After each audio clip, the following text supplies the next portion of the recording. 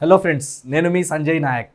ఈరోజు మనం హైదరాబాద్ సరౌండింగ్లో బాగా గ్రోత్ అవుతున్నటువంటి హైవేస్లో ఒక హైవే మనకి east side of Hyderabad side తీసుకుంటే విజయవాడ హైవే. సో ఈ విజయవాడ హైవేలో లాస్ట్ 1 year నుంచి ఏ విధమైన గ్రోత్ వచ్చింది, నెక్స్ట్ ఇప్పుడు 1 years, 5 years, 10 yearsలో ఏ విధమైన గ్రోత్ రాబోతుంది, అండ్ ఇప్పుడున్న కండిషన్లో విజయవాడ హైవేలో ఇన్వెస్ట్మెంట్ చేయొచ్చా లేదా, ఒకవేళ ఇన్వెస్ట్మెంట్ చేస్తే ఎక్కడ వరకు ఇన్వెస్ట్మెంట్ చేయాలి, సో ఎంత బడ్జెట్లో ఇన్వెస్ట్మెంట్ చేయాలి, ఎంత ఇన్వెస్ట్మెంట్ చేస్తే రానున్న రోజుల్లో మనకి ఎక్స్పెక్టేషన్ చేసినంతగా రిటర్న్స్ వస్తాయి, అండ్ అలాంటి పొటెన్షియల్ ఉన్న ఏరియాస్ ఎక్కడెక్కడ ఉన్నాయి, సో ఎక్కడ దాకా మనం ఇన్వెస్ట్మెంట్ చేయాలి, ఇవన్నీ కూడా ఇప్పుడు మనం హైదరాబాద్ సరౌండింగ్లో ఉన్నటువంటి ఈస్ట్ సైడ్ ఆఫ్ హైదరాబాద్లో ఉన్నటువంటి విజయవాడ హైవే గురించి డీటెయిల్గా తెలుసుకుందాం. ఇదంతా మనకు కనిపిస్తున్నటువంటిది ORR outer ring road. So outer ring road లోపల ఏ విధమైన డెవలప్మెంట్స్ ఉంది మనం పెద్దగా మాట్లాడాల్సిన అవసరం లేదు, ఎందుకంటే Hyderabad surrounding outer ring road వచ్చిన తర్వాత ఏ విధమైన గ్రోత్ వచ్చిందన్నది ఇలా మనం లైవ్లో చూస్తున్నాం, అనుభవిస్తున్నాం కాబట్టి. సో ఇప్పుడు ఔటర్ రింగ్ రోడ్ నుంచి మనం మేజర్గా తీసుకున్నట్టయితే ఇప్పుడు ఇక్కడ చూసుకుంటే ఇదంతా కూడా సౌత్ హైదరాబాద్, ఇది వెస్ట్ హైదరాబాద్, ఇది వచ్చేసి ఈస్ట్, ఇది వచ్చేసి మనకి నార్త్ హైదరాబాద్. సో ఇప్పుడు మనం మేజర్గా మాట్లాడుకునేటువంటిది ఈస్ట్లో ఉంది కాబట్టి ఈస్ట్ సైడ్లో తీసుకుంటే కనుక ఇది వచ్చేసి మనకి ఏంటంటే భువనగిరి, అంటే మనకి వరంగల్ హైవే. ఆ తర్వాత వచ్చేసి ఈ హైవే ఏదైతే కనిపిస్తుందో మనకి ఇదంతా కూడా మనకంతా కూడా విజయవాడ హైవే. సో విజయవాడ హైవేలో తీసుకుంటే మనకి ఇలా ఔటర్ రింగ్ రోడ్, సో ఈ ఔటర్ రింగ్ రోడ్లో తీసుకుంటే మనకి పెద్దంబర్పేట వరకు వెల్ డెవలప్డ్ ఇదంతా. సో ఇక్కడ దాకా మనం మాట్లాడాల్సిన అవసరం లేదు. సో ఇక్కడ నుంచి మనం మొదలు పెడితే ఈ ఏరియా నుంచి తీసుకుంటే అప్ టు మనకి చౌటుప్పల్ వరకు, అండ్ చౌటుప్పల్ దాటిన తర్వాత పంతంగి ఏరియా ఏదైతే ఉందో, అండ్ పంతంగి దాటిన తర్వాత కూడా మనకి కొంచెం ఏరియా ఉంది, ఇక్కడ దాకా వరకు కూడా మనం వెళ్ళి ఇన్వెస్ట్మెంట్ చేయొచ్చు. కానీ ఇప్పుడు చాలామంది జనాలు ఎక్కడ దాకా వెళ్తున్నారంటే మేజర్గా ఓఆర్ఆర్ని బేస్ చేసుకొని ఓఆర్ఆర్ నుంచి ఏదైతే రీజనల్ రింగ్ రోడ్ మనకి చౌటుప్పల్ మీదుగా వస్తుంది, రీజనల్ రింగ్ రోడ్ సంబంధించిన మనం చూడొచ్చు ఆల్రెడీ. సో ఈ రీజనల్ రింగ్ రోడ్ని బేస్ చేసుకొని దాంతోపాటు ఏంటంటే చౌటుప్పల్ దాటిన తర్వాత కూడా మనకి ఈ పంతంగి ఏరియా వరకు అంతా కూడా పొటెన్షియల్కి ఎక్కువ స్కోప్ ఉంది.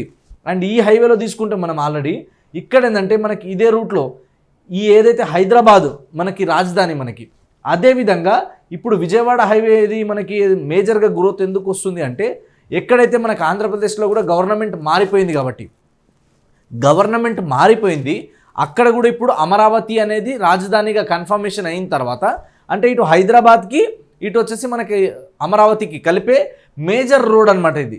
సో ఇది కూడా ఏంటంటే మనకి 4 lanes కాస్త ఇప్పుడు 6 lanes ఎక్స్పాన్షన్ అవుతుంది. సో ఫ్యూచర్లో ఇంకా ట్రాన్స్పోర్టేషన్ పెరగడానికి ఎక్కువ స్కోప్ ఉంది కాబట్టి ఈ హైవేలో కూడా గ్రోత్ అవ్వడానికి స్కోప్ ఉంది. సో ఈ హైవేలో మనం తీసుకుంటే ఏంటంటే మేజర్గా ఇక్కడే మనకి రామోజీ ఫిలిం సిటీ కావచ్చు, రామోజీ ఫిలిం సిటీ సరౌండింగ్లో తీసుకుంటే మనకి ఎక్కువ శాతం మనకు కాలేజెస్ అనేది చాలా బాగున్నాయి అనమాట. ఇంజనీరింగ్ కాలేజెస్ ఇక్కడ ఎక్కువ ఉన్నాయి, నెక్స్ట్ ఇప్పుడు మెడికల్ కాలేజెస్ ఇవి కూడా రాబోతున్నాయి కాబట్టి, అండ్ కొన్ని ఎగ్జిస్టింగ్ ఉన్నాయి కాబట్టి ఈ ఏరియాలో ఫార్మా కాలేజీలు కావచ్చు, ఇంజనీరింగ్ కాలేజీలు ఎక్కువ ఉన్నాయి కాబట్టి ఈ ఏరియాలో ఆల్రెడీ ఎడ్యుకేషన్ అనేది చాలా బాగుంది. సో దీని తర్వాత నెక్స్ట్ వచ్చేసి ఏంటంటే ఇప్పుడు మల్కాపూర్ కావచ్చు, మల్కాపూర్ నుంచి చౌటుప్పల్ కావచ్చు, ఈ ఏరియా అంతా కూడా ఇప్పుడు ఈ బెల్ట్ అంతా కూడా నెక్స్ట్ ఎమర్జింగ్ హైవే అనమాట, నెక్స్ట్ ఎమర్జింగ్ ఏరియాస్ ఇవన్నీ కూడా.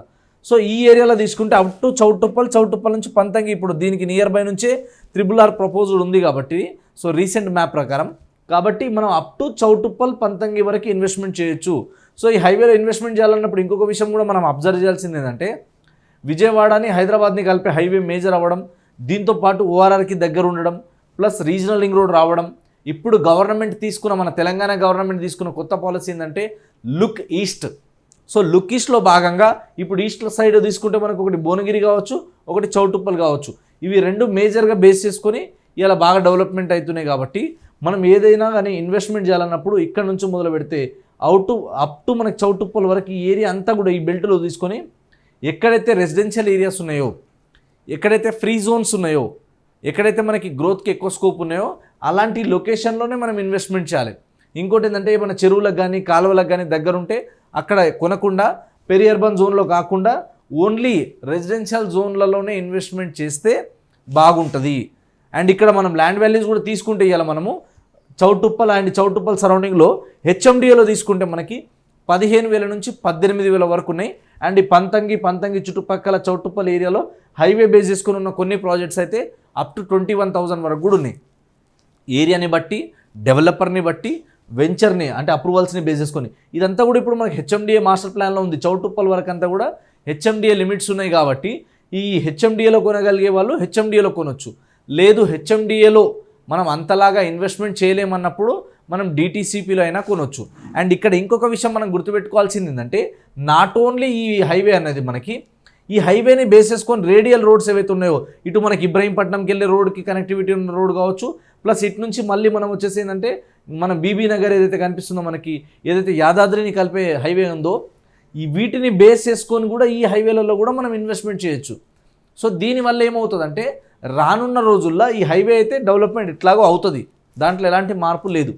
దాంతోపాటు దాన్ని బేస్ చేసుకొని ఉన్న రేడియల్ రోడ్స్, దీన్ని బేస్ చేసుకొని ఉన్నటువంటి మనకి మేజర్ టౌన్స్, విలేజెస్, ఇవి కూడా గ్రోత్ అవ్వడానికి స్కోప్ ఉంటుంది.